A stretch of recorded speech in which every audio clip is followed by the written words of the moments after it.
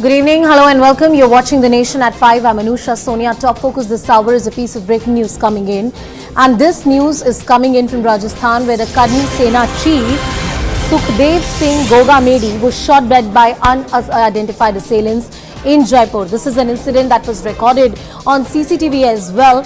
Now, after that incident, gangster Rohit Godara, who's associated with the Lawrence Bishnoi gang, has taken responsibility of this entire incident, and he has also put that on the social media platforms, taking responsibility of this particular incident. This video, you can see two men who are seen firing multiple shots at the Karni Sena chief. We'll just try and play out that entire video footage for you. This entire incident, unfortunately, which happened in Jaipur, is caught on the CCTV camera. Let's have a look at these visuals that are emerging right now. You can see two unidentified men who enter his residence and then fire multiple shots at him. He is killed on the spot. That is what is the detail which is emerging. On this particular story, let's try and get more details from my colleague Anshul, who's with us on the broadcast. Anshul, tell us more. What does the investigation really tell us? So yes, this incident happened just a few hours ago, where both these men actually entered the house of the victim on the pretext of gaining some support on a movement that they were carrying out. This was the story that they had told him. In fact, this meeting that was ongoing, that went on for at least 15 to 20 minutes, post which suddenly these men pulled out the guns, and that is what is visible in the CCTV visuals as well. Both these men pulled out their guns and started shooting at the Karni Sena chief, who was declared dead on the spot itself. They made sure that he is killed before they leave the house, and the responsibility, as you mentioned, has been taken by Rohit Godara, who is actually associated to the Lawrence Bishnoi gang as well. Now remember, the Karni Sena chief was actually asking for security from the Rajasthan government for more than 2 years now, and that security was not provided to him, and that is one of the reasons that is being said behind the killing. Because yes, there were a lot of threats that were given to him, the Karni Sena chief, from the Lawrence Bishnoi gang over the last 2 years, and constant security was being asked from the Rajasthan government as well. Now, the Rajasthan governor has also gone ahead and taken the cognizance of this entire matter, and has in fact instructed the DGP of the state to actually look into this matter and make sure that law and order situation continues to prevail in the state of Rajasthan. Definitely a shocking incident coming to the fore, and the manner in which this entire incident has happened yet again raises a lot of questions on the law and order situation in Rajasthan. Remember, over the last 2 years, several such incidents have happened where the Rajasthan government was already on the back foot regarding the law and order situation. Now this incident coming to the fore yet again poses a lot of questions for the government and the governor, and as well as the DGP to answer at this point in time. Stay with us on the broadcast, Anshul. I'm just quickly going to play out a reaction. We have a reaction coming in from Mr. Gajendra Singh Shekhawat in this entire story. Let's listen into what he had to say. दुर्भाग्य से जिस स्तर पर उनको सुरक्षा मिलनी चाहिए थी, उस स्तर पर सुरक्षा प्रदान नहीं की गई। निश्चित रूप से इसके लिए भी जिम्मेदारी तय करने की आवश्यकता है, और साथ साथ में जिन लोगों ने ये दुर्दांत कृत्य किया है उनको तुरंत गिरफ्तार किया जाए, उनको किए की सजा मिले। और साथ में भारतीय जनता पार्टी सरकार बनने के बाद में इस बात को हम निश्चित ही करेंगे कि राजस्थान में अमन, चैन और शांति के शासन कायम हो। इन सारे गैंगस्टर्स पर, सभी बदमाशों पर इस तरह का जो है उनके विराम लगे, उनको उनके किए की सजा भुगतनी पड़े, उनको सबको जेल में बंद किया जाए, ताकि राजस्थान में शांति का शासन स्थापित हो सके। I'm cutting across back to my colleague Anshul, who continues to stay with us on the broadcast. Anshul, Lawrence Bishnoi gang has taken the responsibility of these incidents. Has the police identified who are the two assailants who were caught on that CCTV? Are there initial details, prima facie investigation that leads us in the direction of nabbing these accused? So yes, as of now, the analysis of that CCTV visual is ongoing. The accused have not been identified. However, the people who are known to the Karni Sena chief, they have actually pointed out at two people who came to their house to get some support for a political movement that they were planning to take out. This is the pretext of this entire incident that has come to the fore. What we are expecting, that within the next few hours, the Rajasthan police is actually going to release the sketches of all these people, because yes, this is a very, very serious crime that has actually happened, and definitely the victim was actually going ahead and asking for security for more than 2 years. In fact, several of tweets that were made in the same regard as well by the victim himself, by the Karni Sena chief. And yes, the manner in which this incident has happened, definitely, as Gajendra Singh Shekhawat also just while speaking to the media said that adequate security was not given to him. Who was responsible for not providing him that security? That is a big question mark. There was an actual threat that was lingering over him for the last 2 years.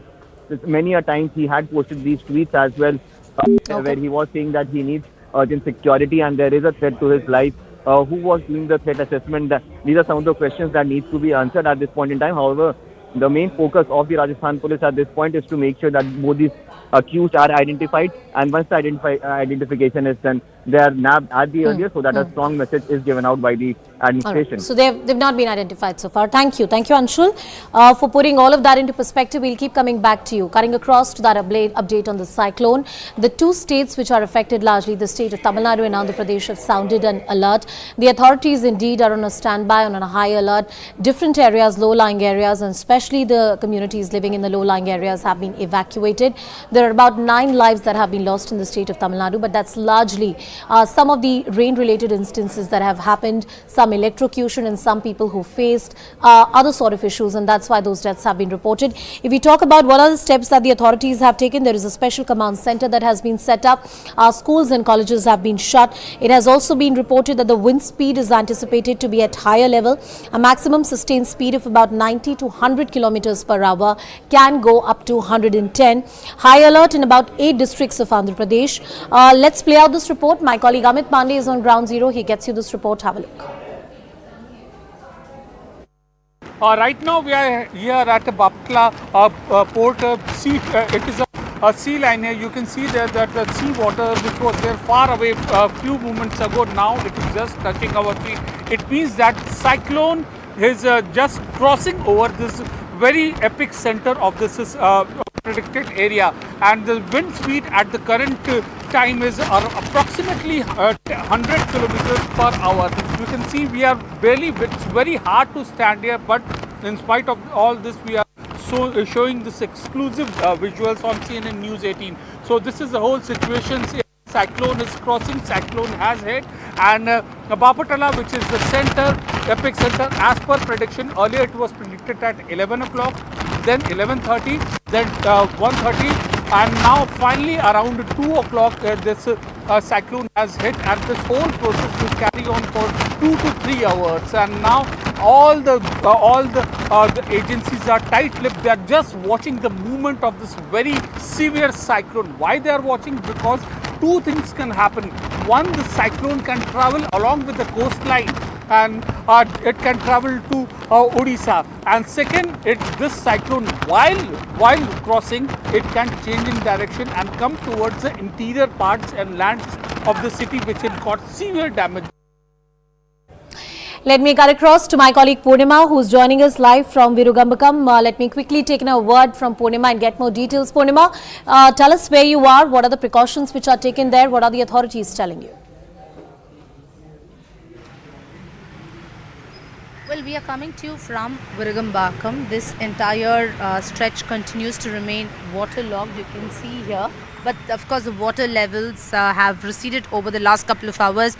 The good news is that it was a sunny day, and there was no rain recorded today. It was only till wee hours that the city witnessed heavy to very heavy rainfall, which is why many areas have witnessed massive waterlogging. And the second issue that people have faced over the last 24 hours is the falling of trees. Trees are being uprooted. Water from these waterlogged areas are currently being pumped out. Power, meanwhile, has been restored in most of the places. Only those that have been severely impacted, which includes Tambram, Karni, Velacheri, these are the places where the power still has not been restored, because most of those areas are inundated. People have been evacuated from those places. Boats were arranged to transport people from the submerged areas to the nearby relief camps. Tamil Nadu state government and Chief Minister M.K. Stalin maintains that. All right, there's a connection issue with Purnima. She's reporting from the cyclone affected areas, so but expected. Let me also get you this walkthrough, this ground report that my colleague Vivek Narayan gets for you. Please have a look. Well, the latest update from Chennai is that things are not just limping back to normalcy, it's springing back, I would say. The kind of effort put by the local authorities, whether it be the corporation officials, whether it be the government conservancy workers, health officials, traffic police, is exceptional. Almost all the main roads across Chennai have been cleared of debris, but there are still these bylines. Like the place where I am standing right now, there are as you see, there are still some branches which are on the road, but that will take some time. But to be fair, exceptional work by the corporation and civic authorities who have worked overnight, and ever since the rain stopped a few hours back, it's been a 24/7 work for them, and they have ensured that things are back to normal in Chennai. Electricity, most of these parts of the city, especially the low-lying areas, are out of power for more than 24 hours. And that makes it very difficult. No electricity means it's difficult to charge your mobile phones. There's no internet issues that would be there.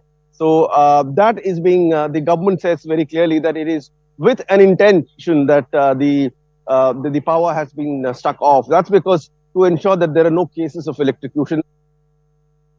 Let me cut across once again to my colleague Purnima, who continues to be with us on the broadcast. Purnima, I hope you can hear me. Tell us about what are the predictions for the next few hours.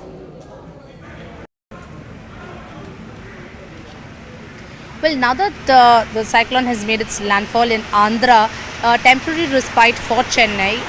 So far, no rains were recorded in the city and no high alert has been issued. However, there have been complaints of massive waterlogging, which is why schools and colleges and educational institutions will remain shut tomorrow. There are 4 districts that are on alert, which includes Chennai, Kanchipuram, Chengalpat and Tiruvallur districts. So schools, colleges will continue to remain shut tomorrow only because power cuts in few parts, many waterlogging complaints that the corporation officials have received.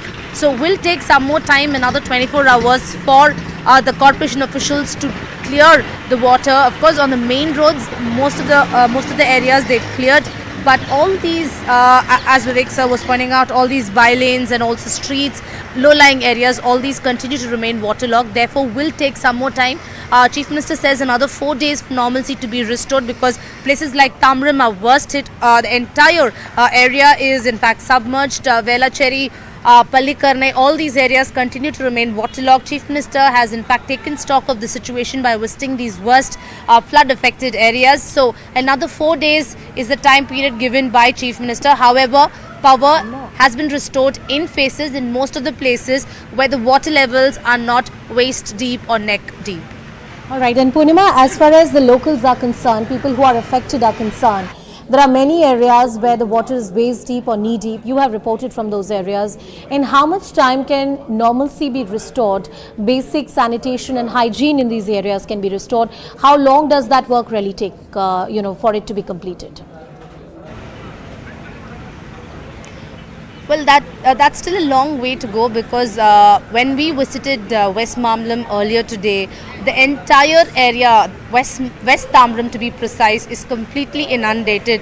Most of them have already been evacuated, and those who are staying on the second floor, because till the first floor there's water, the water level is up to the first floor, which is why many boats were trying to rescue the stranded residents. However, food is also being sent to those who are located on the second floor or have shifted to the terrace in those particular areas. So will take at least a week for normalcy to be restored in extremely low-lying areas, which includes West Tamram, Velachery, Karni, these Avadi, Ambattur. These are the places where there have been hundreds of complaints about waterlogging. Some of them are completely submerged. Another 4 to 5 days for the majority of the city to be back to normal. But those that are severely affected because of the cyclone, it will take at least a week for normalcy to be restored, is what we are hearing from corporation officials who've been monitoring the situation and actually on the ground for the last couple of hours to ensure that they try to drain the water out,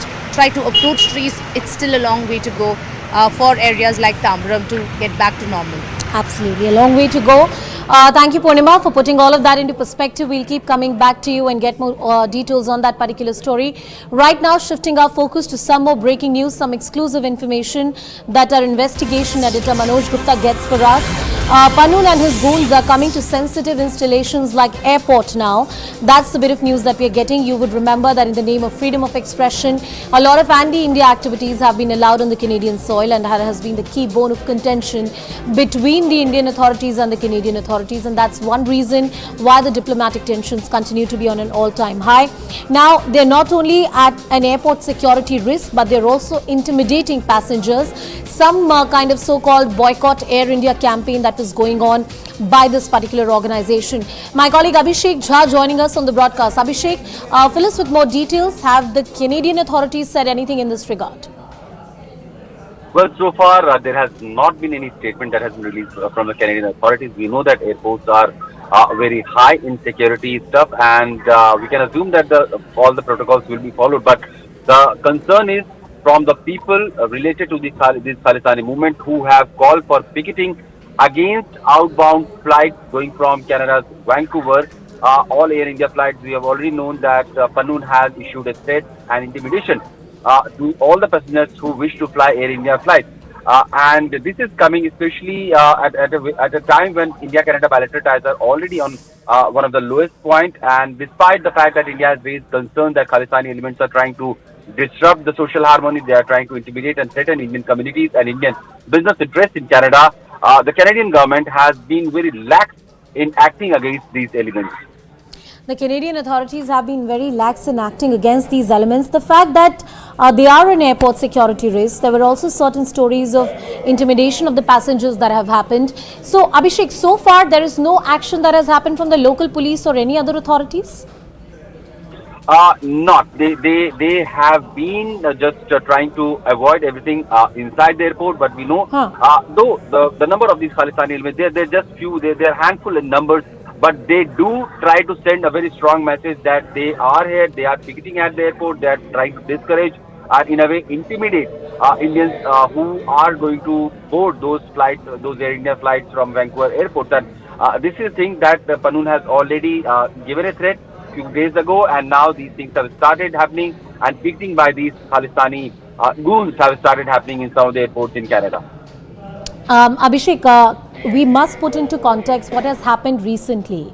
The kind of tensions we have seen between the two countries, the diplomatic tensions, and also how nations like United States of America has gotten involved into all of this.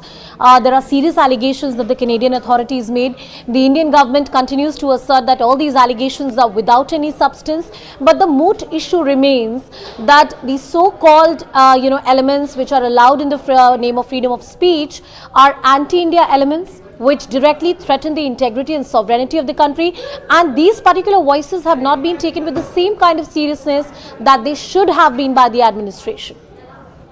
Well, let's see, in the name of freedom of expression, what Canada has allowed to grow on its soil has been a threat that is directly anti-India, that is totally concerning India's national security assets. And we have already seen the implication of it. It has already brought in the Canada-India bilateral relationship to the lowest point in the last few decades.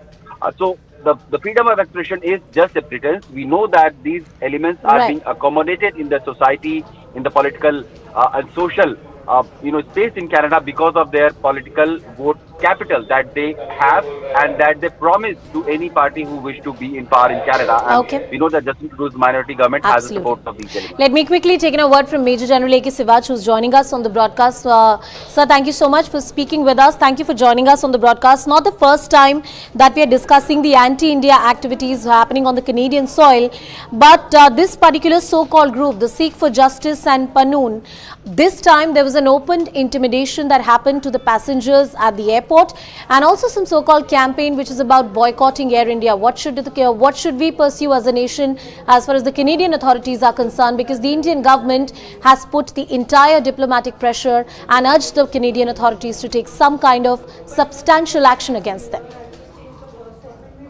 Very correctly said. You see, the point is, as far as Canada is concerned, Justin Trudeau is playing with fire.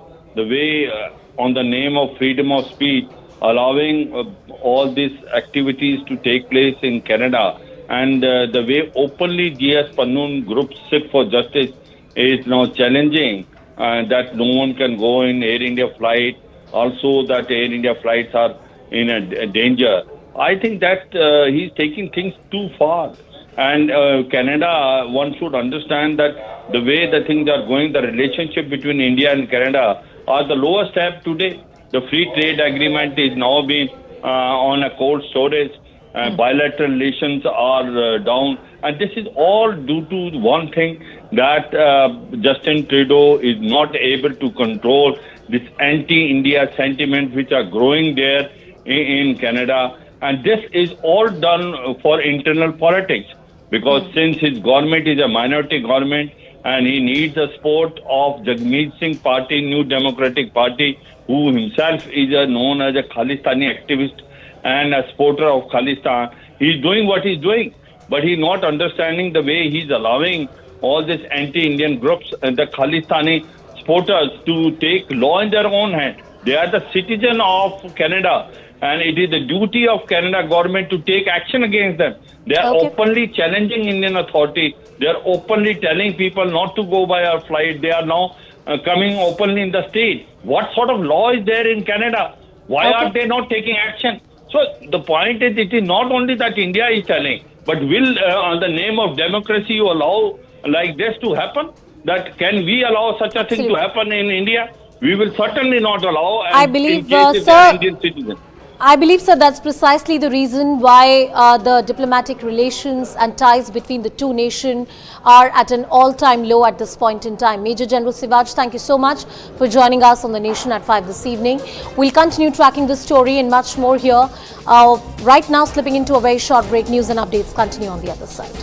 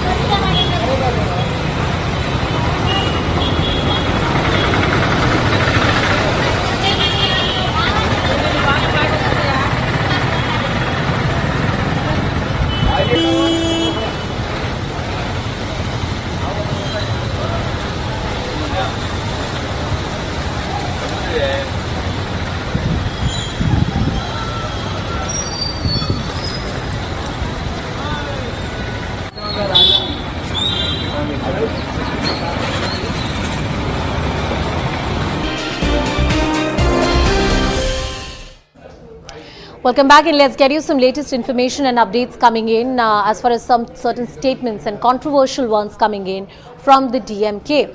After the BJP's landslide victory in the Hindi heartland, we have a statement coming in from DMK MP Senthil Kumar, who has taken a jibe at the Saffron Party and said that BJP is capable of winning only in the Gaumutra states. Once again, passing a crass and a derogatory remark on the Sanatan Dharma.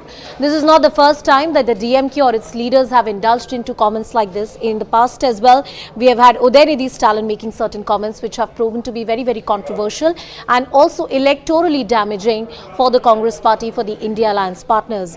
Now, the BJP has also said that this is a meltdown of sorts which is happening for the DMK and the opposition parties after the losses that they witnessed, especially the Congress party in the Hindi heartland states. Let's also listen in to what the DMK MP said. People of this country should think that the power of this BJP is only winning elections and mainly in the heartland states of Hindi and what we generally call as the Gaumutra states. You cannot come to South India. You see all the results of what happens in Tamil Nadu, Kerala, Andhra, Telangana. Congress party के नेताओं के बाद अब DMK के सांसद सेंथिल कुमार ने parliament के भीतर जिस प्रकार से अपमानजनक टिप्पणी की है उत्तर भारत और उत्तर भारतीयों के लिए, और ये कोई नई बात नहीं है, कांग्रेस के तो नेता करते ही हैं, परंतु डीएमके के नेताओं का भी लंबा ट्रैक रिकॉर्ड है। जिस प्रकार से उन्होंने बिहारियों को लेकर, हिंदी भाषा को लेकर, उत्तर भारतीयों को लेकर अलग अलग समय पर इनके मंत्रियों ने और नेताओं ने टिप्पणी की है। आज सवाल ये बनता है, ये तो गठबंधन इंडी अलायंस कहता है जुड़ेगा भारत, जीतेगा इंडिया। तो क्या इतने बड़े वर्ग को, भारत के इतने बड़े हिस्से को, भारत में रहने वाले लोगों को गाली देकर, उनका अपमान करके ये जुड़ेगा भारत? और डीएमके ने ये पहली बार नहीं किया है। उनकी तो नफरत की दुकान, विभाजन की दुकान लगातार चल रही है।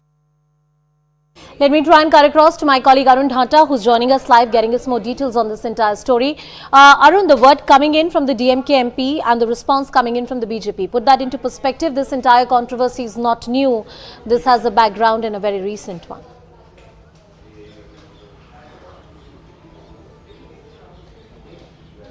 Well, see, even when the results came out for the assembly elections 2 days back, we saw the reactions coming from some of the Congress leaders who were trying to divide the entire election into North versus South. And remember the tweet of Congress MP Karni where he said the South. And in fact, there was another Congress leader from South India. He also spoke on the similar lines. Now, in fact, Prime Minister Modi's response this morning was also on the same lines when he was hitting out at the Congress party by saying that the lies and the divisive politics and the pessimism which this party has been spreading in the country for almost 70 years is something which will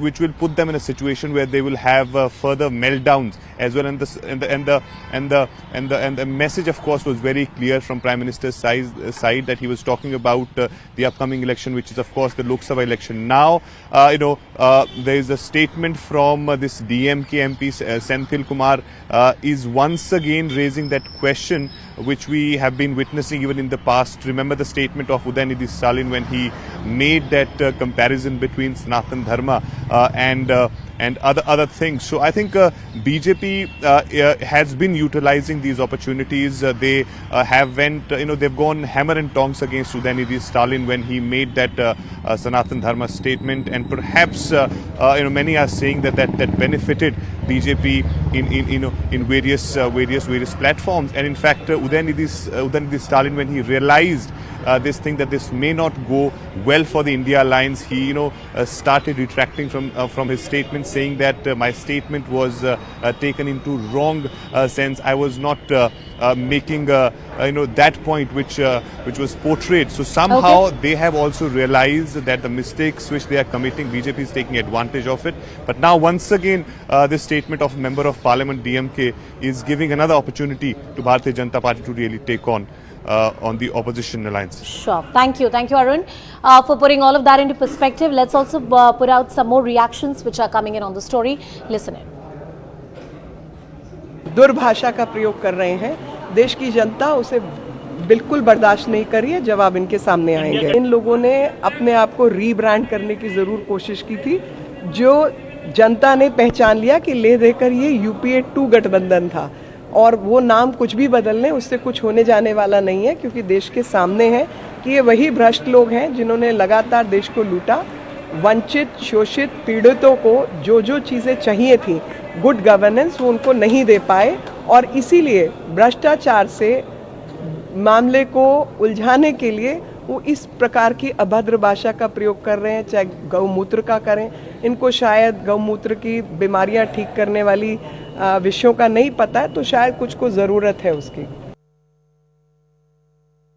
ये ओछी मानसिकता का परिचायक है, और जब ये लोग कहीं नहीं आते हैं तो निश्चित रूप से इस तरह की बात करके हमें लगता है कि जो बयान इनका है बहुत ही ओछी है, और ये पब्लिक, ये जनादेश है। राज्य की जनता ने विश्वास किया है, राज्य की जनता ने वोट दिया है भारतीय जनता पार्टी को, और देश की जनता का भरोसा, देश की जनता का विश्वास भारतीय जनता पार्टी पर है, आदरणीय मोदी जी पर है। बहुत छोटे मानसिकता वाले लोग हैं जिनको ये सब पसंद नहीं आता। ये जो आज लोकप्रियता देश ही नहीं विश्व के अंदर आदरणीय प्रधानमंत्री जी की बढ़ रही है, उससे लोग तिल मिला गए। उनके एक्सेप्टेबल नहीं है, इसलिए वो बोल रहा है। देखिए, भाजपा का एक्सेप्टेबल ऑल इंडिया में है, इसलिए उत्तर पूर्वांचल से शुरुआत करके अभी साउथ में भाजपा का राज गोवा में है, तो इसलिए जम्मू कश्मीर में है, तो वो जो बोलता है उनका कोई ध्यान नहीं, जानकारी नहीं है, वो बोलने वाला बोल देते हैं, उसमें हमारा क्या आ सकते। देखिए वो हिंदुस्तान का कल्चर जानते नहीं, ऐसे बोलते हैं, बोलने वाला बोलने दीजिए, लेकिन जनता किसका प्रति सदैव है, विश्वास किसको पास है, भाजपा का पास है। हमारा आदरणीय मुख्य प्रधानमंत्री नरेंद्र मोदी आज हिंदुस्तान का लीडर नहीं, वर्ल्ड का लीडर बन गया। हिंदुस्तान में जिसको कोई नहीं पहचानता वो सनातन पे ऐसे उलट सुलट बयान देने लगते हैं और पूरे मीडिया में छा जाते हैं। आज हर हिंदुस्तानी जो सनातन धर्म को मानता है उसको पता है कि 64 करोड़ देवी देवताओं का वास गौमाता में, वो हमारी पूजनीय है। मुझे लगता है कि देश में मोदी लहर जो चल रही है उसका जवाब एनडीए गठबंधन के पास नहीं है। इस तरह अपने निचले स्तर की बातें करके, इस तरह के बयान देकर वो अपने आप को कायम रखना चाहते हैं। पर मैं आज ये पूछना चाहता हूँ कि जो सबसे बड़ा अपने आप को ब्राह्मण घोषित करता है, कोट के ऊपर जनेऊ पहनता है, उसको इसके बारे में कोई शब्द बोलेगा वो क्या? ममता बनर्जी कोई एक शब्द बोलेंगी क्या? प्रियंका वाड्रा इसके बारे में कुछ बोलेंगी क्या? मुझे लगता है कि ऐसे घटिया लोग जिनकी कहीं कोई वैल्यू नहीं है, आने वाले समय में ये सब खत्म हो जाएंगे। पूरे देश में सनातन का राज रहेगा और मोदी का राज रहेगा। दक्षिण के लोग उत्तर भारत से कितना प्रेम करते हैं, या उत्तर के भारत के लोग और दक्षिण भारत के कितने मिले जुले हैं, ये भावना, ये भाषा किसी भी नेता की नहीं होनी चाहिए। पूरा देश एक है। जो कोई भी इस तरह की बात कर रहा है वो, मैं समझता हूँ, वो भारत को नहीं समझता।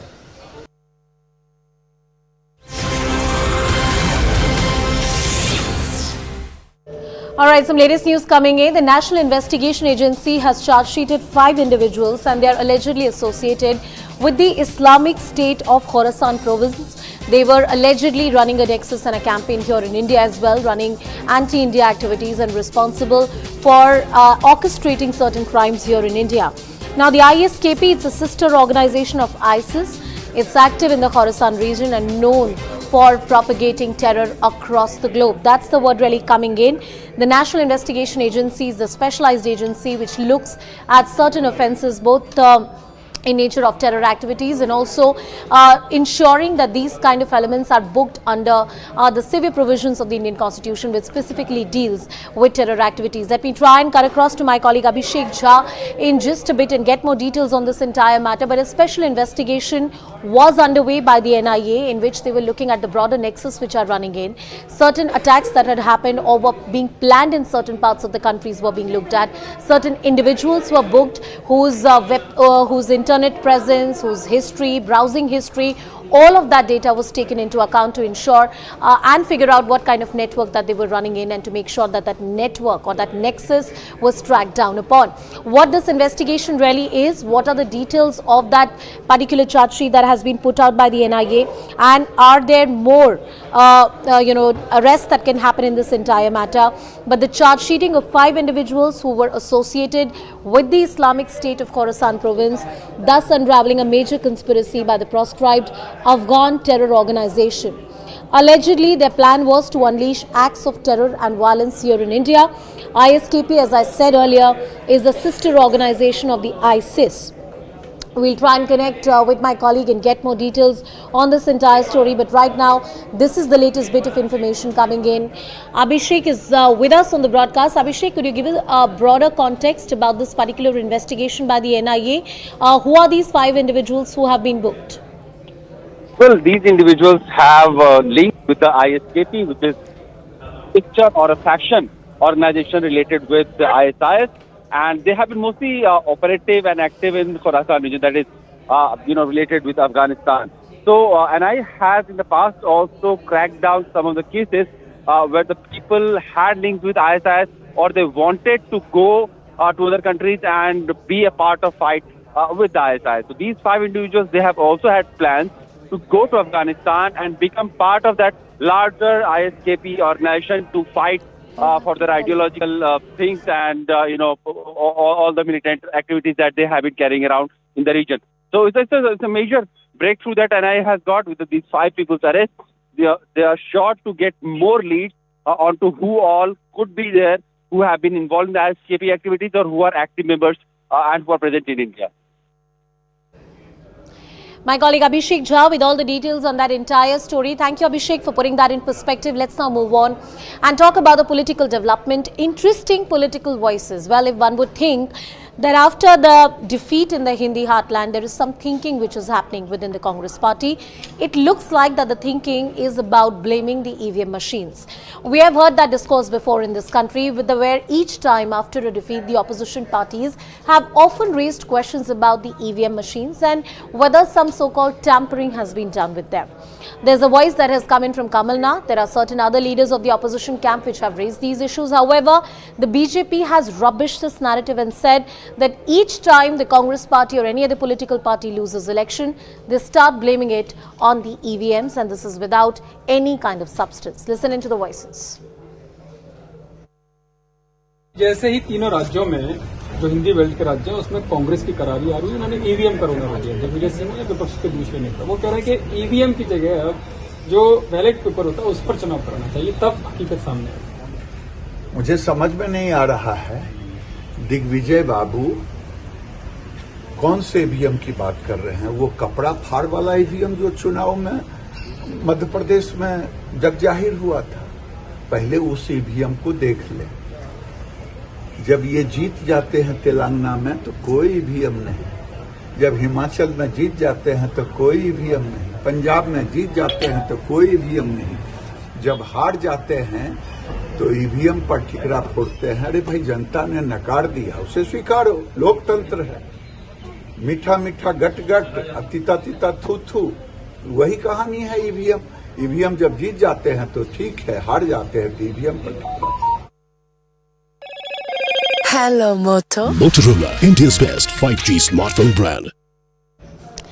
Well, White House Deputy National Security Advisor John Feiner on the 4th of December led a US delegation to New Delhi. He discussed a couple of issues, and this also involved an alleged foiled plot to assassinate the Khalistani separatist leader Gurpatwant Singh Pannun. That entire story, what exactly happened with the delegation, here's a brief report.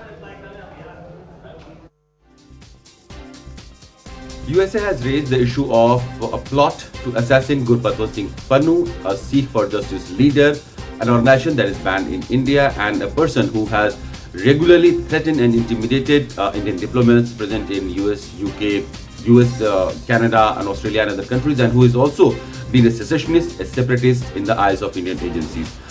The plot to kill assassin was apparently being handled by an Indian national, Nikhil Gupta, whose name has been revealed. And Nikhil Gupta was also being directed by another Indian government official in USA, and these are the revelation that has been made in the US indictment documents. And since then, the issue has kind of been a little controversial, having seen the India-US closer bilateral ties, and in the aftermath of what happened when Canadian government alleged that Indian agents were allegedly involved in killing of Hardeep Singh Nijjar.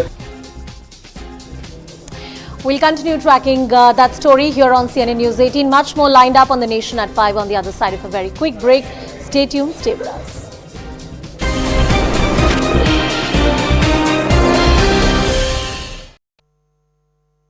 Brought to you by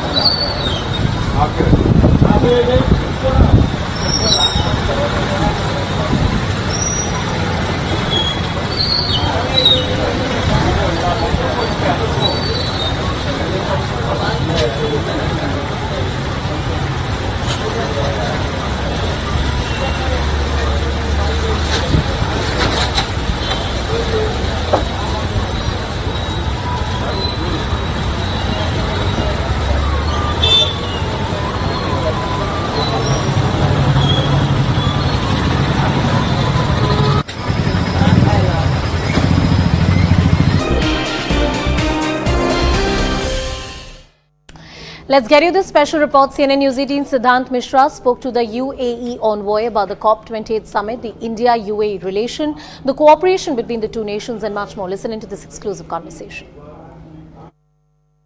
First of all, can you provide a brief overview of the key objectives and focus area of the COP28 summit in UAE?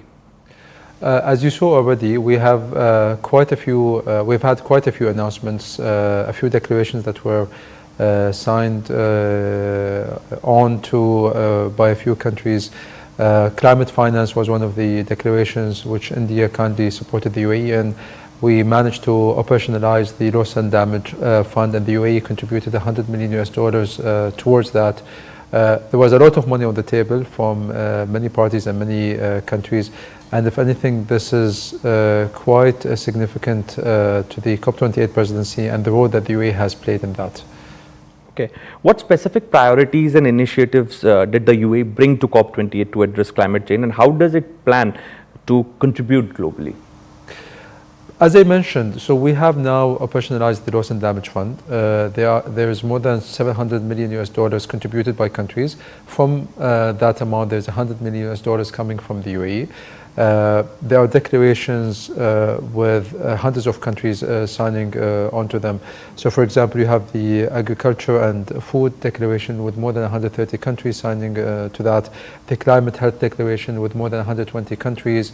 The oil and gas decarbonization charter with 50 companies signing on to that, so on and so forth. So if you look at the COP28 presidency overall, you could see that the numbers look good, they're great. We've managed to succeed in quite a few things, and in bringing many countries to agree on moving forward for a better future for everyone. As everyone has been focused on, the goal is clear. We know what we're trying to achieve as a global community. The UAE knows what it wanted to achieve in the COP28 presidency, and I believe the past few days are a testament to that. How does UAE plan to monitor and assess the impact of the COP28 outcomes? Because that's also very important. Absolutely. I mean, announcing numbers and putting money on the table is not the end of the road, and it's not the finish line. Following up from this, we want to make sure that what has come out of the COP28 presidency translates into further tangible outcomes at the next COP presidency, and to make sure that there is a follow through when it comes to the pledges, the amounts that have been promised, and how those are going to be best utilized to arrive at our climate goals. Also, in India, we usually talk about, we always talk about the bond which the President of UAE and Prime Minister Modi share, and perhaps they met on the sidelines of COP28. If you could shed some light on the discussions that took place, and also since Prime Minister invited His Excellency the President for the vibrant Gujarat summit, and perhaps we have also been told that some major announcements are also being planned. If you can shed some light on that. So I was in the meeting, and whenever they meet, it's always special. They're very good friends, and they've discussed various topics. The most important among them was obviously COP28, but you could see it. I mean, in the conversation, the comments, the way they interact, the way they, they seem to agree on a lot of things in a wide variety of topics, and I think this is quite special and not something that you get to see in every other relationship. Vibrant Gujarat was discussed. I know I'm going to be in Vibrant Gujarat even a bit earlier for the conclave, leading to the Vibrant Gujarat and Vibrant Gujarat event, and I know that the UAE will be present at the highest level, especially as the UAE being a partner of Vibrant Gujarat. So let's see. I'm sure this is going to be a key event, and I'm looking forward to it. Okay. There's a lot of excitement in India when it comes to temple coming up in Abu Dhabi, the Baps temple. Your thoughts on that? I'm excited as well. And I know that this is going to be a precedent in the region, something that individuals generally are not used to seeing, I would say. And we made sure, and I remember I actually posted about this, that you can see it from as far away as possible. And if anything, this is a testament again to the UAE's tolerance, accepting people as they are, coming from different backgrounds, ethnicities, religions. It does not matter, and the UAE wants to make sure that this message of peace is quite clear and quite visible to everyone. As you mentioned, the temple is going to be inaugurated in Feb. I believe the tentative date is the 14th of Feb, subject to any last-minute surprises. But we are all looking forward towards that.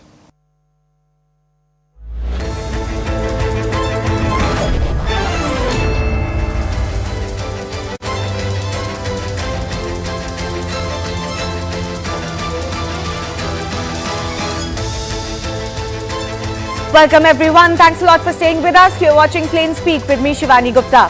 On the back foot after defeat in 3 of the 4 states to the BJP, the Congress and the larger opposition group is still smarting. For 2 days now, there have been all sorts of comments made, from how illiterates in North are choosing BJP to how EVM manipulations are the reason behind Congress's loss. Prime Minister Narendra Modi took to platform X today and in a no-holds-barred jibe, took on what he called the divisive and arrogant politics of the Congress, along with their pessimism and lies of the larger opposition. This even as Congress leaders echoed their old excuse of blaming EVMs for election results. Digvijay Singh said any machine with a chip can be hacked. His comment found backing even among some other members of the India bloc. And by this evening, inside Parliament, DMK MP Senthil Kumar had made the blatantly derogatory jibe of Gaumutra states on all North Indian states where BJP is winning. This is the same party whose leader Udyanidhi had called for the eradication of Sanatan Dharma. Isn't this arrogance or divisive or both? The same politics that the Prime Minister was highlighting. Are no lessons being learned from political debacle after debacle? DMK may not have much to lose, but parties like the Congress, RJD, JDU, Samajwadi Party and others certainly do if they accept such comments. Is arrogance